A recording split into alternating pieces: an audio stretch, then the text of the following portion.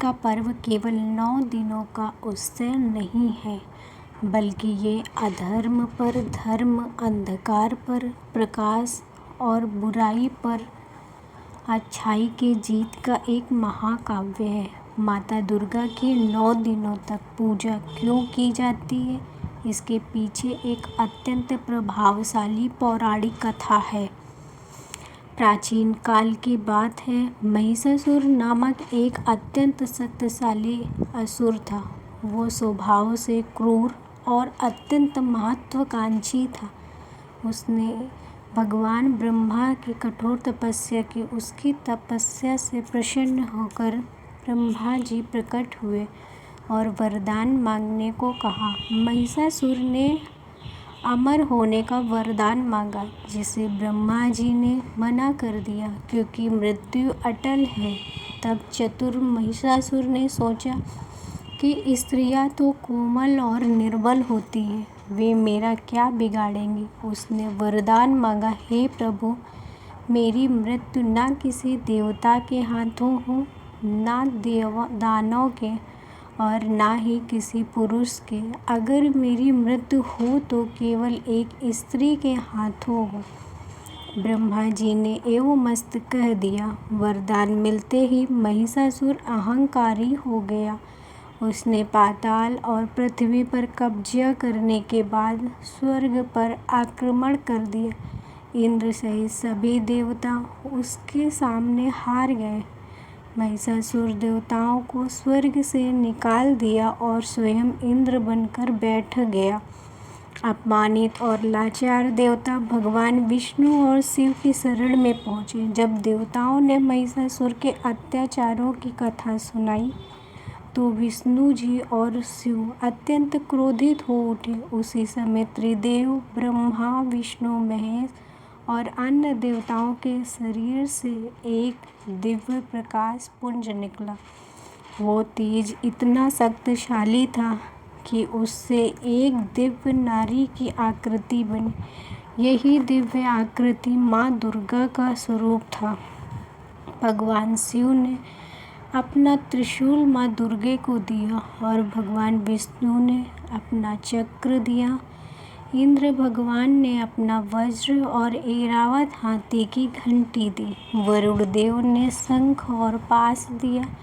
अग्निदेव ने माता को शक्ति दी। विश्वकर्मा ने अपना अमोघ कवच और शास्त्र दिया। हिमालय ने सवारी के लिए शक्तिशाली। सभी देवताओं के अस्त्र शस्त्रों से सुसज्जित होकर माता दुर्गा ने अट्टहास किया, जिससे तीनों लोग कांप उठे। महिषासुर को जब इस दिव्य देवी के बारे में पता चला तो उसने अपनी विशाल सेना भेजी। यहीं से शुरू हुआ वो युद्ध जो 9 दिनों तक चला। प्रत्येक दिन माता ने अलग अलग स्वरूप धारण किए और असुरों का संहार किया। 3 दिन प्रथम से 3 दिन तक तामसिक शक्तियों का अंत किया। शुरुआती दिनों में माता ने महिषासुर के सेनापतियों अक्षुर, चामर, उद्रक और असिलोमा का वध किया। करोड़ों की संख्या में असुर सेना मारी गई। महिषासुर ने अपनी मायावी शक्तियों का प्रयोग किया। वो कभी हाथी बनता तो कभी भैंसा, कभी सिंह तो कभी पुरुष। चौथे से 6वें दिन तक माता ने माया के जाल का अंत किया। माता ने अपनी शक्तियों से महिषासुर की माया को काटना शुरू की। इन दिनों में माँ के कुष्मांडा, स्कंद माता और कात्यायनी स्वरूपों की ऊर्जा ने ब्रह्मांड को संतुलित किया। महिषासुर बार बार अपना स्वरूप बदलता रहा, लेकिन माँ की दिव्य दृष्टि से बच नहीं सका। 7वें और 8वें दिन चरम युद्ध हुआ। युद्ध अपने चरम पर था।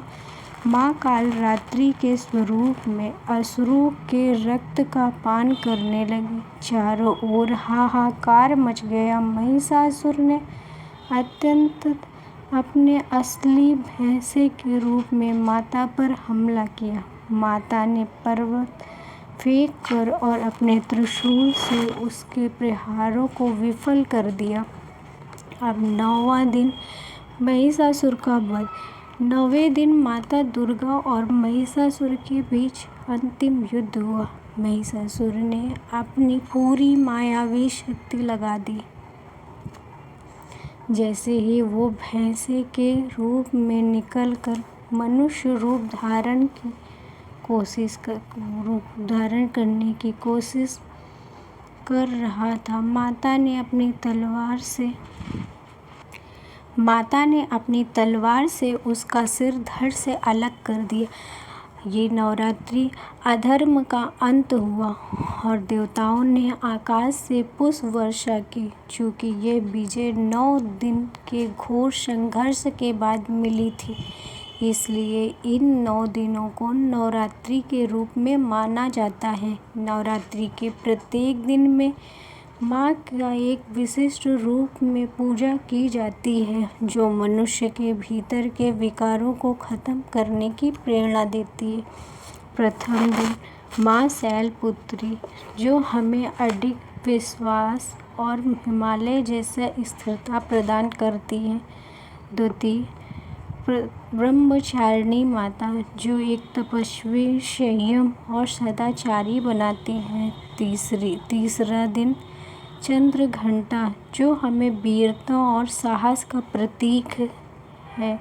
चौथा माँ कुष्मांडा देवी, सृष्टि की ऊर्जा और स्वास्थ्य। 5वें दिन माता स्कंद माता, मातृत्व और ज्ञान का संगम। 6वीं माँ कात्यायनी, दुष्टों का संहार और लक्ष्य प्राप्ति। 7वीं कालरात्रि माँ, भय का नाश और अंधकार को समाप्त करने वाली। 8वीं महागौरी, पवित्रता और शांति के लिए। 9वीं सिद्धिदात्री, पूर्णता और समस्त सिद्धियों की प्राप्ति। नवरात्रि केवल एक कथा नहीं, बल्कि एक संदेश है कि जब बुराई अपनी सीमा लांघ जाती है, तब दैवी शक्ति का अवतार होता है। स्त्री को अबला समझने की भूल करने वाले महिषासुर का अंत एक स्त्री के ही हाथों हुआ, जो ये दर्शाता है कि शक्ति का असली केंद्र नारी ही है। ये 9 दिन हमें सिखाते हैं कि हमें अपने भीतर के महिषासुर नामक क्रोध, लोभ, अहंकार को मारने के लिए अपनी आंतरिक शक्ति को जागृत करना चाहिए और दूसरों की सेवा करो, माता का ध्यान करो। और ऐसे ही वीडियो देखने के लिए हमारे चैनल को लाइक करो, शेयर करो और सब्सक्राइब करो। धन्यवाद।